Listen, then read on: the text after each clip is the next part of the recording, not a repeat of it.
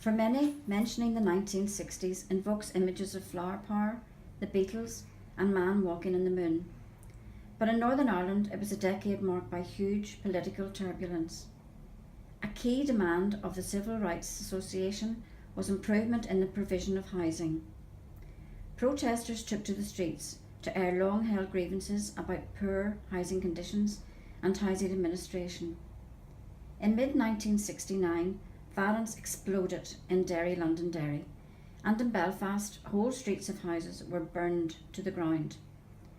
Almost 2,000 families were displaced, and hundreds of homes were destroyed in the biggest forced movement of people that Europe had seen since World War II.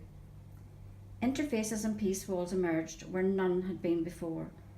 Northern Ireland was divided like never before. In February 1971, the Housing Executive Act became law, and by October 1972, we had assumed all local housing functions, removing responsibility from over 60 local councils. We were charged with addressing long-standing concerns about housing, and we soon set to work. A new housing allocation system for social housing was set in place, based solely on need and with a points system to ensure fairness and equality. Targets included building new homes, improving existing housing estates, undertaking research, and providing advice and information to tenants.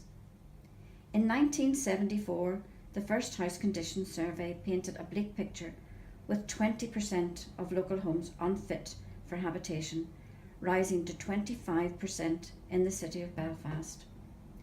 As the Troubles continued, the Housing Executive was not immune to violence, with staff and offices occasionally attacked as law and order crumbled. Despite the difficulties, a new build programme soon got underway, and by 1996, 80,000 homes had been built across Northern Ireland. Quality family homes would be the mark of this era, a stark contrast to the high and medium-rise housing of the 1960s, which had caused deep dissatisfaction.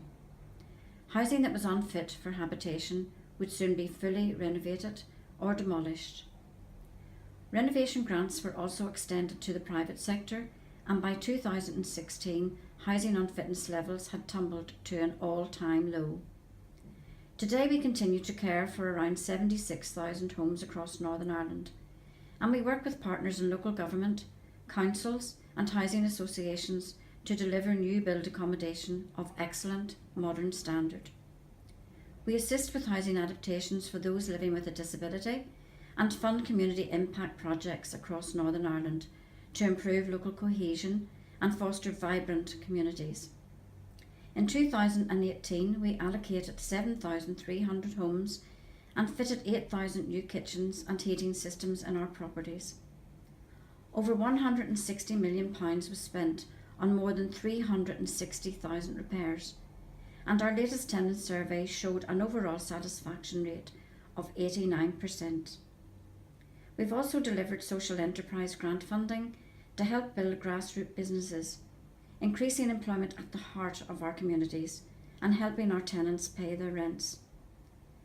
Whatever changes the future brings, the core values of the Housing Executive, fairness, equality and accountability, will be protected. It was in this spirit that the Housing Executive began, and these principles will guide us forward into the future.